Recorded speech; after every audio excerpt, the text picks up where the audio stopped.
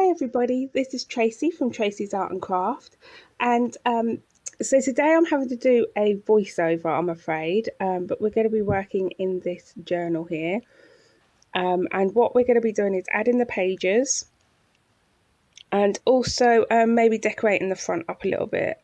So the kit that I'm using today is from G from Happiness and Crafting, and it is the Pink Butterflies collection.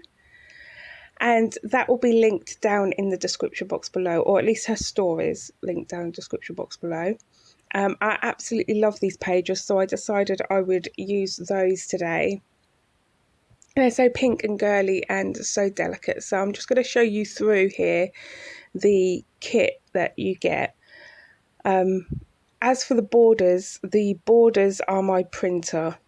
My printer doesn't do borderless, so her kits do borderless. So if your printer does borderless, you will be able to print it out borderless. But yeah, here I'm talking about the background pieces. You get two, which I class as backing pieces, and those are quite a plain page that she puts in there so that you can back your pieces with something.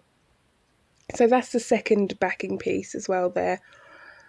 I absolutely love this page here. This one's going to be the center page of one of my pages because it is just gorgeous. I absolutely love that. I love the shape of these butterflies as well as the colour. And I print on a high quality paper, but I also only print on the regular printing setting.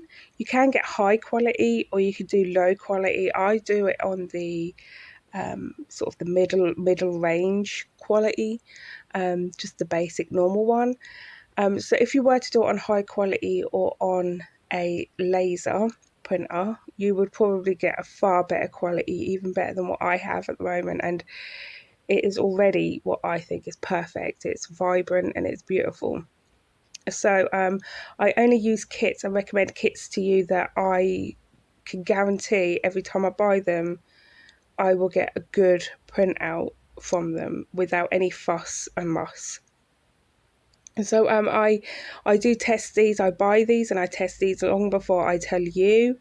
I wouldn't add a designer onto my list if their print and quality wasn't any good. So I've pulled in a couple of more sheets here that I wanted that would tie in with the covers inside covering. Does that make sense? These are from Tina from Shabby Dabby Doodah, these ones I'm showing you. And there are a couple of her collage pages. She is also listed down in the description box. Her prints also print out absolutely divine, absolutely lovely every time.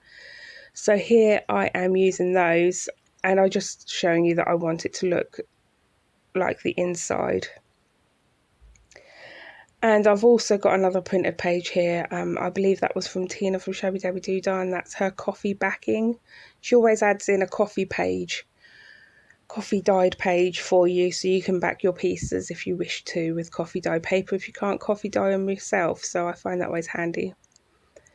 So here I'm pulling in some coffee dye paper, but I decided not to use this one because I want to scan this for my members, because I want to make some digikits for them that they get for free for being a member.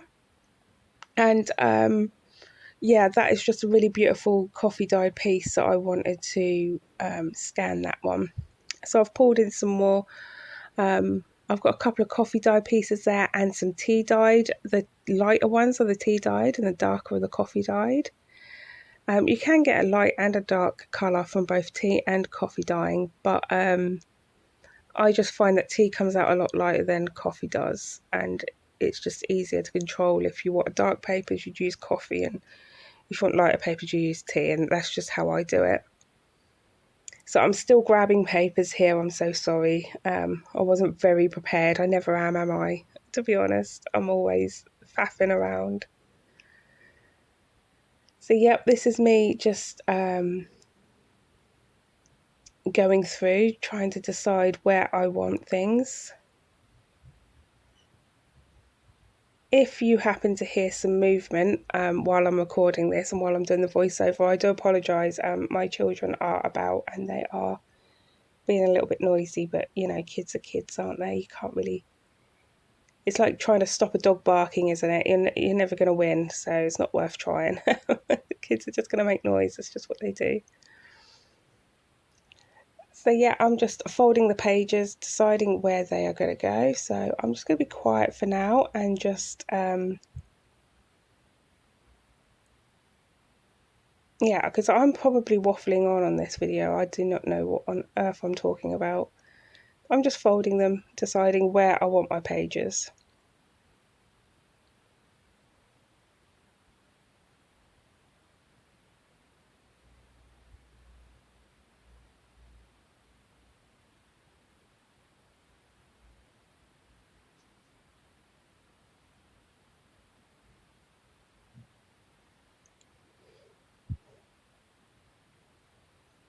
So what I think I'll do is I think I will just speed this up for you.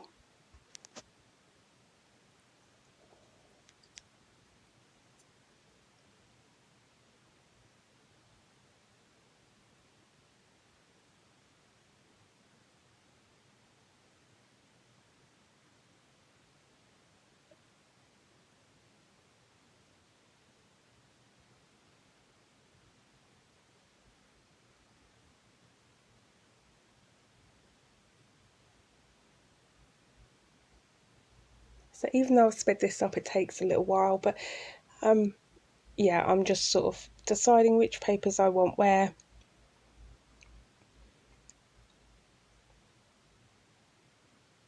I always find this the most tedious part. Although I love the papers and things like that, just trying to decide where I want them and things is kind of, I say, the worst part of making a journal for me. I absolutely love making the covers. I know a lot of people struggle with that. I was just showing you here that you didn't need a bone folder as well. I was just showing you where you could just use a Pritt stick to squash the ends down, or you could also use the end of your scissors. So you don't have to feel like you need to go out and buy things like bone folders and things like that. I happily was making journals for a long time without one. I have a couple now, but that's only because they came in sets that people had bought me. It's not something I went out specifically to buy for myself. But once you have them, you know, you might as well use them. But yeah, it's not something you definitely need.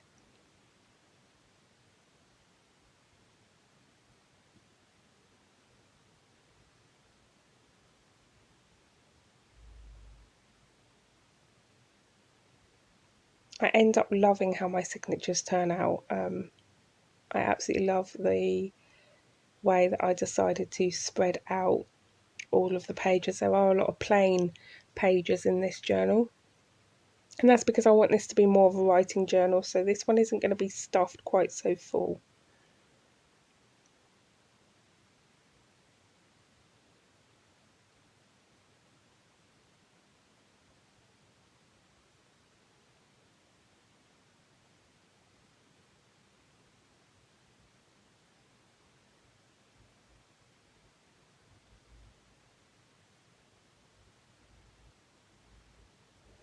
And here you can see I've got two plain pages. You could turn them into a pocket, you could collage on them and paint on them, anything like that. So now I've got my signatures together, I'm going to start placing them into the actual cover itself.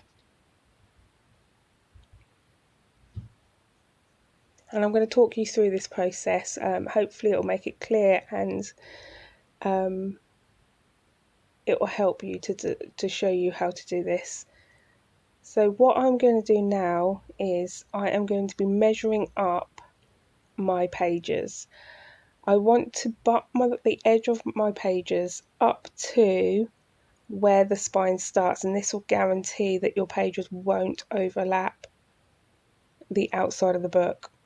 And I'm just marking where I want the top to be, where I want that to come, and where I want the bottom to come. And now I'm just going to pull it down so I can see where I want my pages to end. Always make sure you're a few mil in. I think I go about 5 mil in here. And I just mark it, but I also mark it on the book. So when I come to do my second lot of pages, I can make sure they are also the same size. So it's only a little pencil mark. You can rub that out later if you wish. Now here I get a few paper clips, and this is how I paper clip mine up. So I'm just finding the middle. I'm sorry I'm off screen there. But you want to push the inside of your pages really tight together, and then put a paper clip right next to that. And then on the other side, so here I've put the paper clip on the right, and then I've pushed the edges right into the crease, and now I have put a paper clip on the left of that, or the other way around, whichever. But it basically means that I've got a paper clip at the top on one side, a paper clip at the bottom on the other. Make sure you're being very careful as well that you've got your pages up the right way around. If you have trouble with that, you can always use a third paper clip just to mark where your top and front is, so that you don't mix up top and front with, making them upside down and things like that. So here I'm just using my trusty metal rule, and I am just marking out, I'm just squaring up my paper, and I'm using just my craft knife. This is my favourite way of cutting. I find it simple and easy. I did used to have guillotines and all sorts like that, but I never pulled them out. They were just an absolute waste. So I ended on passing them on to a new home with someone that would use them, and I just carry on with my craft knife because I just never pull out the big hefty machines. I don't have anywhere to keep them so that they're permanently out, so they have to be put away, and once I've put them away, I don't use them. So I'm talking here about the scraps. I always keep these big chunky pieces of scraps here. They are so useful. They're absolutely crafters gold dust. They really are. So when doing the top, just take your paper clip off, make sure you've squared up, take it off for a second, and then you can just cut the top. A good tip is to always cut from the crease downwards. So this is what I'm saying here. If you cut from the crease downwards, it doesn't buckle up on you and become uneven. So that's just a really good tip for getting an even cut. So just take your time, let your knife do the work. Don't put too much pressure. I'm pushing very hard on the ruler, but I'm not pushing hard on the knife. If you need to push on the knife, it's time to snap the blade and get a new bit of blade because it's gone blunt. So I'm just going to put my paper clip back on, making sure I push into the crease to make sure all the papers are pushed nicely, neatly together. Now here I want to cut again from the top, so I'm just going to take the mark over to the other side, just so I can see where I want to cut, and I'm taking my paper clip off. I'm squaring up, and again I'm going to cut from the crease downwards towards me. This just makes sure again that the papers don't buckle up. Now these small little slivers of scraps, some crafters do keep them and use them. I don't keep them and use them. If I'm low on, I like to stamp little images to use or words, and I could use a few of those scraps. I would keep them aside, but generally I don't keep them, so they're just going in the bin. And I'm just going to pop my paper clip back on. Always keep your paper clips on for as much as possible because they do stop the pages moving.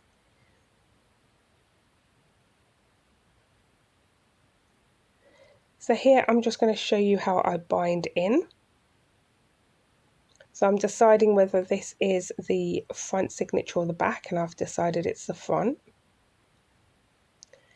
And now what you want to do is line up where you want the front up against your holes that are already in your journal cover, and you just want to mark the center of each of those holes with a little pencil mark, just on the crease there. And now I'm going to pull in my Crocodile Big Bite. I highly recommend this tool. It is an expensive tool. It is a bit of a luxury.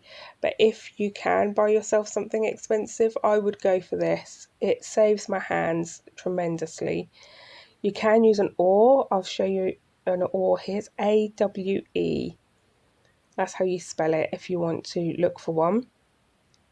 You could also look for leather binding, book binding, all these sorts of things, and you'll be able to find those on Amazon. But here I'm just picking some glue off because I just use mine to clean my glue. It's an absolutely wasted tool, but it really cleans my glue bottles well. So, so what I'm doing here is I am just lining up, looking through the side. I'm going for the smallest hole, and you want to make sure that you are dead center of that crease. Line it up with the dot and punch yourself your hole. It's really easy to use. It really saves my hands. I do get quite sore joints. So again, I'm just looking to the side and punching the holes, making sure I'm dead center. That is really important. If you fall off center on the outside of these pages, it will make everything wonky. However, what's happening on the inside isn't so important. It seems to just line up how you want it to sit. So this is the easiest way I've found to make those holes. I'm just getting rid of the rubbish there. And now we are going to sew in our signature. I'm going to show you how to do it on this one. But I think on the next one, I do end up doing that off camera. So I'm just going to pull in some embroidery floss. Now, embroidery floss is not the best one to use. The best one that holds them in the tightest, I would say, is wax thread. Second to that, I would say something like a jute string or normal string is really good. Embroidery floss tends to be a little bit silky. Now, the rule of thumb that I use here, people say to use 3. I prefer a little bit more, so I use 4. So I use 4 lengths of my pages. I'm just showing you my new scissors here. They're not exactly aligned. I'm going to be aligning them and sharpening them myself. So yeah, I use 4 lengths of the pages, and that measures out really well for me. It leaves me a really long thread in the center, and that just allows me to decide whether I want to put dangles on there or not, and I trim it up later on if I don't want to. So I'm using a really large darning needle with a really large eyelet. It just makes everything so easy. You're not faffing around trying to put the eye in. So I'm just showing you that you can do it from the outside in, and that will put the dangles and the strings on the outside, or you can go from the inside out, and that will put all of the strings on the inside. So I'm going to go inside out. You go in through the middle.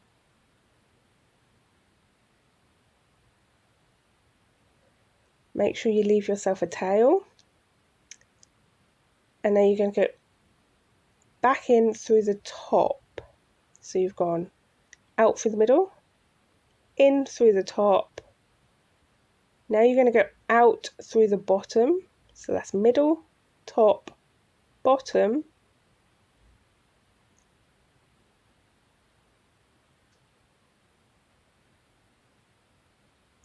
And then you're going to go in through the middle again.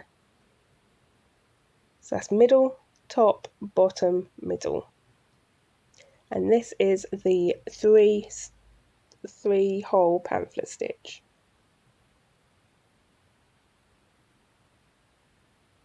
There we go. So now I'm pulling really tight, making sure everything's lined up and pulled tight.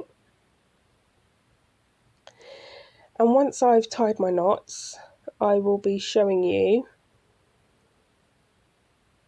how embroidery floss can hold your pages a little bit loose. Now, it doesn't matter so much on this journal. They're held tight enough. I have checked and double checked.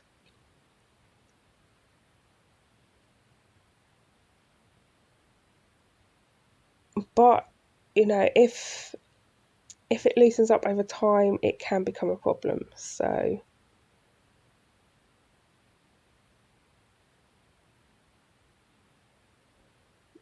So I've got some nice long tails there. I'm not sure if I want to have a bow or if I want to have dangles. But here I'm just going to show you that it's a little bit loose. You won't get that if you use a string or if you use wax thread. It seems to hold just so much better and grip so much better. But here I have a little bit of movement. However, the movement here isn't so bad. So I'm just taking off the paper clips now.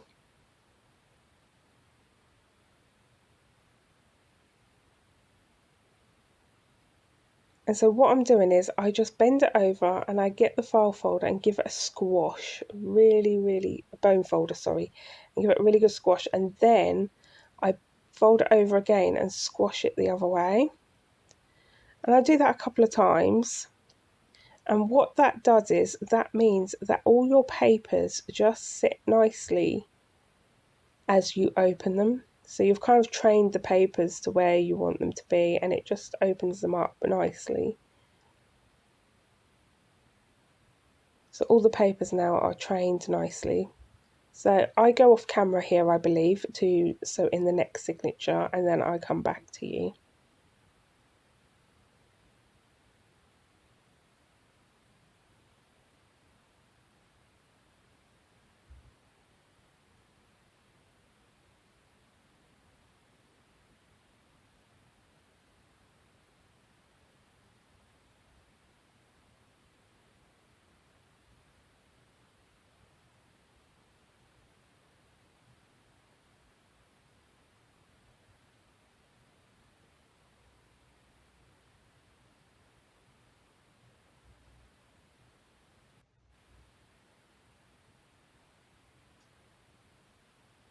Now here I am back, and the next signature is all in. It's all looking flush and lovely. I have just clipped together all of my scraps so I know they go with this journal. I've got a few journals on the go at the moment, so this is how I like to organise my scraps to make sure they go with the right journal so that I can have corresponding colours going throughout each journal. So I'm just showing you how lovely and aligned they are once you close the book. Everything is lined up straight. When I open it up into the middle, you can see there's a slight wonkiness to it, very slight, and it looks like it's not going to line up, but once you close the book it all lines up just perfectly. So that's how that measuring works. If you don't want to use actual measuring, of course you can properly measure everything if that's what you like to do.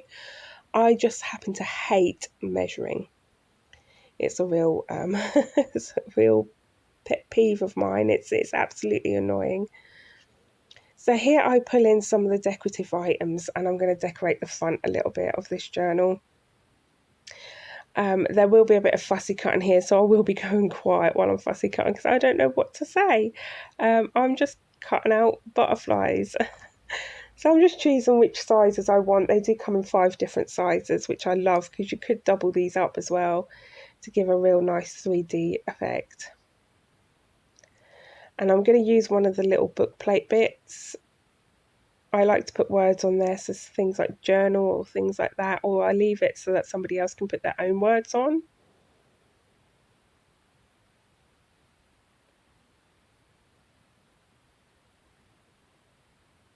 And so here I'm just cutting out the butterflies.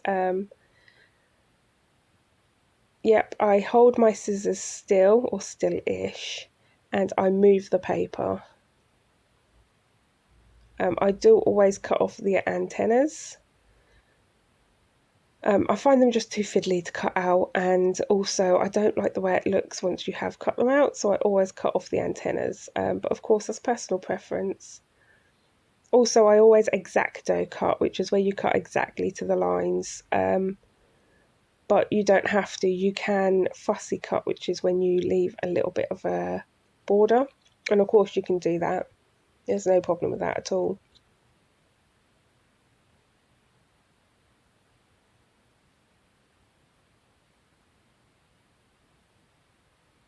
So when deciding on where I want things on this journal, it comes very easily to me on this one. I have just decided, that I just put them down and it just seems right. straight off the bat. So sometimes you have to fiddle around and try to get your journal just perfect, and other times it just comes to you. So I'm talking about how I've covered the C there. What I think I'm going to do is, I did want to cover the whole word cozy, but I really like that word. So what I think I'm going to do is, I think I'm going to get one of my gold paint pens and just go over the letters and just re-put that C back on over the top of that duct tape there, because I really do like that word and I think it looks so sweet there, and I think it would look nice if I put the C back on. So I'm going to give that a go. Of course, if it doesn't work out, we can just cover it up. There's no problems. There's no need to worry. It's just paper at the end of the day.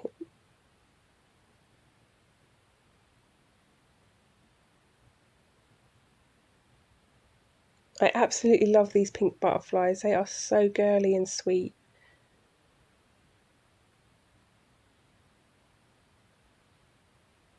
And after doing such a shabby, grungy journal that I did last time, it's really nice to do something really fresh and light. The kits from G from Happiness and Crafting that she makes are absolutely wonderful, and they're so lovely, shabby and chic. I absolutely love them. So I do have quite a few of her kits. I am also about to become part of her design team for 6 months. So you'll be seeing some more of her kits coming soon, where I'll be using some more of her kits to show you how you can make things with just one kit. So yeah, this is me again talking about how I'm going to paint in that C, because I like the word. It looks so nice with those butterflies there.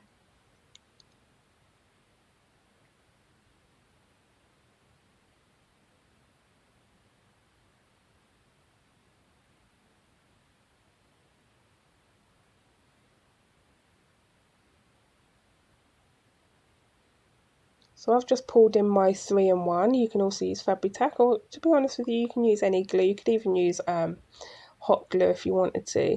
And all I do is I stick the middle of the butterflies. You can of course shape your butterflies to give them more of a 3D shape as well, but I don't. I just stick the middle, and it allows the wings to stay a little bit loose, giving a little bit of a 3D effect, but without too much raising.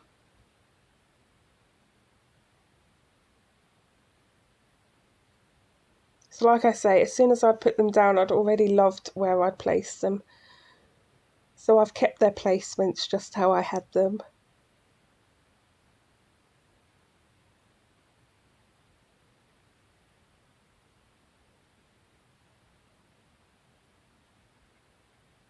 And here I'm just gluing down the book plate, and there is my journal cover. And I love it. It's simple, but I absolutely love it. Once I have the ribbons coming off of it and the dangle on the spine, it is just going to look so exquisite. I absolutely adore this one. And I'm thinking she's going to have a super girly name. So yeah, that's where I'm saying about the spine dangle's going to look lovely with it.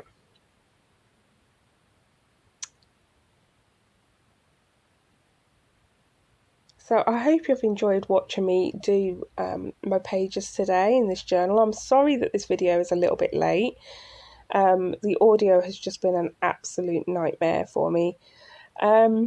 So I'm going to do my outro.